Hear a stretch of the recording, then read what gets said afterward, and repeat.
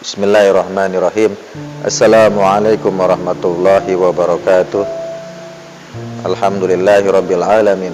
Hamdan syakiran hamdan naimin. Hamdan yuafi ni'amahu wa yukafi'u mazidah. Ya Rabbana lakal hamdu laka syukru kama yanbaghi li jalali wajhikal karim wa azimi sultanik. Asyhadu an la ilaha illallah wahdahu la syarikalah wa asyhadu anna Muhammadan abduhu wa rasuluh. Allahumma salli wa sallim ala sayyidina Muhammad wa ala alihi wa sahbihi ajma'in, amma ba'd. Pemirsa jamaah kaum muslimin dan muslimat yang dirahmati Allah, alhamdulillah patut kita bersyukur kepada Allah pada hari ini, di hari yang penuh berkah ini kita masih diberikan kesempatan untuk bermuajahah, bertatap muka walaupun hanya via YouTube, via media sosial. Mudah-mudahan tidak mengurangi pahala silaturahmi kita yang memang selayaknya dan sepantasnya sebagai seorang muslim untuk senantiasa melestarikan silaturahmi antar sesama keluarga, bahkan sesama muslim.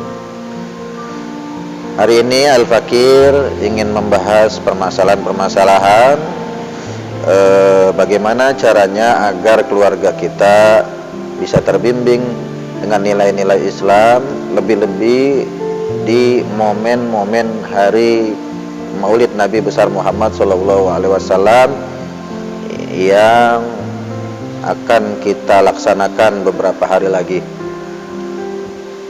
Jamaah kaum muslimin dan muslimat yang dirahmati Allah, teladan kedua Rasulullah SAW sangatlah kita perlukan, sangatlah kita telaah agar kita bisa meneladani, mengikuti dan berittiba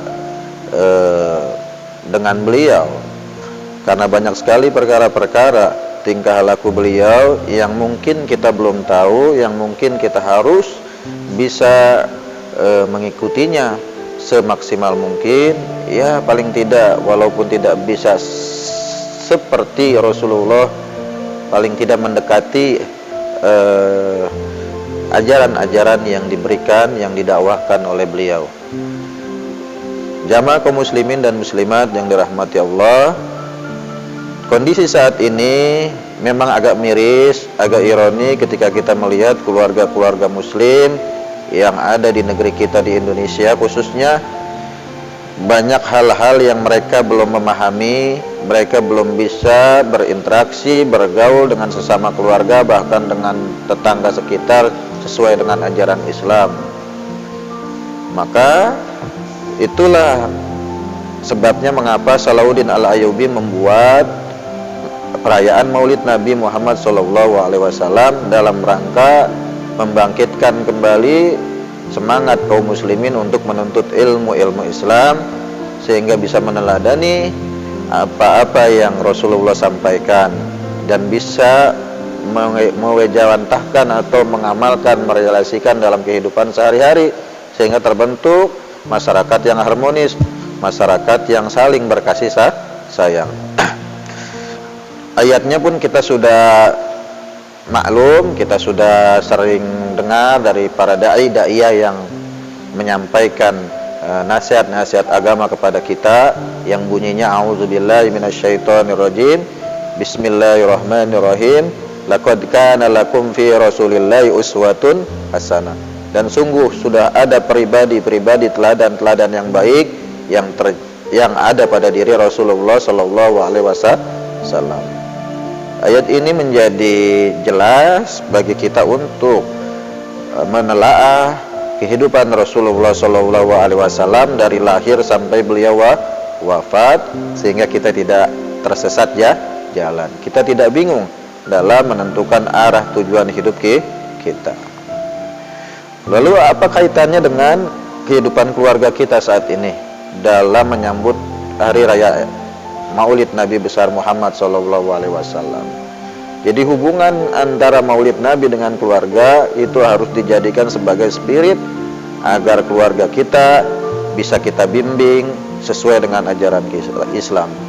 dari ayah, ibu, anak, kerabat-kerabat kita semuanya mau ngaji, mau sholat, mempelajari hukum-hukum Islam, sehingga terbentuklah keluarga yang islami, yang mengerti hak-hak dan kewajibannya dalam anggota keluarga. Seperti anak terhadap ayahnya, terhadap ibunya, itu jelas harus berbakti kepada kedua orang tua. Dengan berbakti kepada orang tua berarti kita sudah menanamkan nilai-nilai Islam terhadap anak-anak kita. Itulah peran orang tua, ibu dan ayah dalam membentuk karakter pribadi-pribadi anak-anak muslim, sehingga begitu besar mereka nanti akan menjadi pribadi-pribadi yang soleh, pribadi-pribadi yang cinta terhadap Allah dan Rasulnya. Jamaah kaum muslimin dan muslimat yang dirahmati Allah, sekarang ini banyak sekali orang tua yang nggak mengerti bagaimana caranya mendidik anak sesuai dengan ajaran Islam. Sampai kemudian sekolah di perguruan tinggi, anak-anak kita dari kaum muslimin banyak yang belum bisa ngaji, belum bisa baca Quran. Mengapa? Karena kelalaian dari orang tuanya. Ya bisa saja karena orang tuanya tidak pernah atau jarang sekali menghadiri majlis-majlis taklim, sehingga anak-anaknya pun dibiarkan liar, dibiarkan tidak terarah, sehingga begitu besar walaupun secerdas apapun dia menjadi seorang sarjana, menjadi seorang yang pandai, tapi basic agamanya kurang, terutama baca Quran yang nggak bisa, itu akan menjadi implikasi yang negatif, akan berdampak negatif bagi keluarganya. Begitu banyak sekarang anak-anak yang berani melawan orang tuanya karena mengapa? Karena merasa pendidikannya lebih tinggi, karena merasa dirinya lebih mengetahui, memahami kehidupan ketimbang orang tuanya yang berpendidikan rendah. Itulah efek atau akibat dari mengapa orang tua itu diwajibkan untuk membimbing anak-anaknya agar mau ngaji, mau sholat. Karena setelah dewasa nanti dia bisa membedakan mana yang hak dan yang batil jika sudah sering kita bimbing sesuai dengan ajaran Islam. Ya, sekarang kehidupan jadi rusak. Begitu dewasa akhirnya terjebak dengan pergaulan bebas, narkoba, terus ada pergaulan hubungan seksual di luar nikah, hamil di luar nikah, akibat dari minimnya pendidikan agama yang kita berikan terhadap anak-anak kita. Nah, untuk itu jadikanlah momentum Maulid ini sebagai momentum untuk membangun karakter-karakter pribadi-pribadi Islam di keluarga kita, sehingga kita dapat membentuk biah lingkungan yang Islami di keluarga kita. Kalau keluarga kita sudah Islami, insya Allah akan nular secara positif ke tetangga-tetangga kita, mengajak semua umat Islam mengamalkan, mempraktekkan ajaran Islam dalam kehidupan sehari-hari. Satu ayat lagi yang diingatkan oleh Allah bahwa keluarga itu menjadi tanggung jawab kita, terutama orang tua.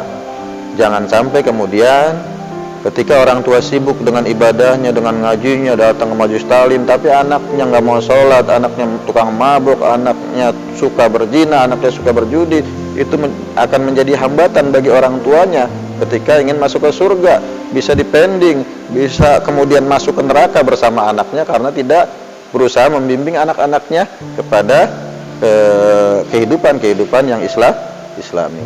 Ayatnya, A'udzubillahi minasyaitonirrajim. Bismillahirrahmanirrahim. Hu anfusakum wa ahlikum naru. Jagalah dirimu dan keluargamu dari siksa api neraka. Oke? Mungkin itu saja yang bisa Al-Fakir sampaikan. Mudah-mudahan bermanfaat.